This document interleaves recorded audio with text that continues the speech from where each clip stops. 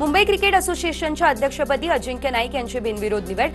Diana एडेल्जी आणि प्रसाद लाड यांनी अर्ज मागे घेतले, त्यामुळे नाईक यांचा मार्ग सुकर। ज्येष्ठ अभिनेते धर्मेंद्र यांच्यावर ब्रिच कँडी रुग्णालयामध्ये उपचार सुरू। धर्मेंद्र यांना व्हेंटिलेटरवर ठेवण्यात आले। धर्मेंद्र यांच्या दोन्ही मुलींना अमेरिकेतून भारतात बोलावलं। कुटुंबातील अनेक सदस्य रुग्णालयात उपस्थित। मुस्लिम ख्रिश्चन संघात सामील होऊ शकतात, मात्र त्यांनी त्यांचं वेगळेपण दूर ठेवायला हवं। आरएसएसचे सरसंघचालक मोहन भागवत यांचं विधान। तर आरएसएसची भूमिका कट्टर हिंदूंची, देश संविधानावर चालतोय हे आरएसएसने लक्षात घ्यावं। मोहन भागवत यांच्या विधानावर वडेट्टीवारांची टीका। महाविकास आघाडी सरकारने सगळ्या कामांना स्थगिती दिली। मी मुख्यमंत्री असताना लोकप्रिय योजना चालू केल्या। लाडकी बहीण योजना कधीही बंद होणार नाही, उपमुख्यमंत्री शिंदेंचं हे वक्तव्य। नाशिकमध्ये आगामी निवडणुकांमधील युतीबाबत समीर भुजबळ आणि गिरीश महाजन यांच्यामध्ये चर्चा। 11 पैकी नांदगाव, मनमाड आणि येवला या तीनही नगर परिषदांमध्ये केवळ भाजपसोबतच युती करण्याचा समीर भुजबळ यांचा प्रस्ताव। स्वबळावर लढण्याची अनेक कार्यकर्त्यांची मागणी, पण महायुती महत्त्वाची असल्याचं सांगितलं। मात्र ज्या ठिकाणी युती होऊ शकत नाही त्या ठिकाणी मैत्रीपूर्ण लढत होईल, बावनकुळेंची ही माहिती। पुणे शहरातील युतीचा निर्णय एकनाथ शिंदे घेतील। एका आठवड्यात सगळा निर्णय कळेल। आमची तयारी आहे, आम्ही चांगलं लढू। शिंदेंच्या सेनेचे नेते रवींद्र धंगेकर यांची प्रतिक्रिया।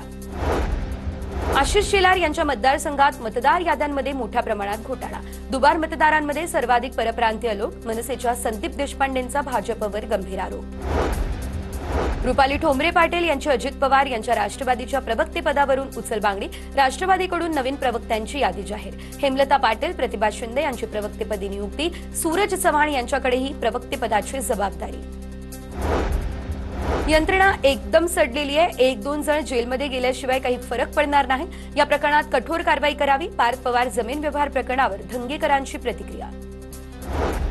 साताऱ्यात युती न झाल्यास मैत्रीपूर्ण लढत होईल। जिल्ह्यात भाजप भक्कम स्थितीत। भाजप जिल्हा अध्यक्ष आणि आमदार अतुल भोसले यांचीही प्रतिक्रिया। अशोक चव्हाण यांची कार्य करण्याची पद्धत आणि अनुभव पाहता युती होईल असं वाटत नाही। निवडणूक युती व्हावी आमची मनापासून इच्छा। तर ही युतीच्या अनुषंगाने शिवसेनेचे आमदार हेमंत पाटील यांची ही प्रतिक्रिया।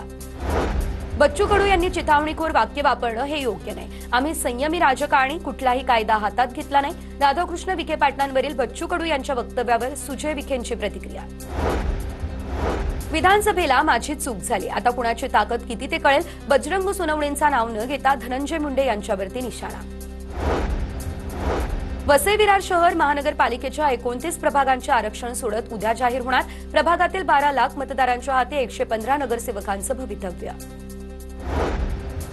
राष्ट्रवादी काँग्रेस पक्ष तानाजी सावंतांना त्यांची जागा दाखवेल। दिलीप मोहिते पाटील यांचं सावंतांना प्रत्युत्तर। राष्ट्रवादी सत्तेशिवाय राहू शकत नाही, सावंतांनी अशी टीका केलेली। अजित पवार यांना कोण टार्गेट करते ते त्यांनी तपासायला हवं। त्यांच्या मुलावरती आरोप करणारे त्यांच्या जवळचे गुलाबराव पाटील यांचं हे सूचक विधान। जिनके घर काच के होते हैं वो दूसरों के घर पर पत्थर नहीं मारते, परिणय फुकेंचा रोहित पवार यांना टोला। दरम्यान गुन्हेगारांना जामीन आणि नेत्यांना जमीन, रोहित पवारांनी भाजपवर केलेली टीका। अजितदादांच्या राष्ट्रवादीमधील दीपक देशमुख यांचा पवारांच्या राष्ट्रवादीमध्ये प्रवेश। दीपक देशमुख परळी नगर परिषदेचे माजी नगराध्यक्ष। माजी नगरसेवकांचा पवारांच्या राष्ट्रवादीमध्ये प्रवेश। पंजाब नॅशनल बँक घोटाळ्यातील आरोपी मेहुल चोक्सीच्या 13 मालमत्तांच्या लिलावाला विशेष न्यायालयाची परवानगी।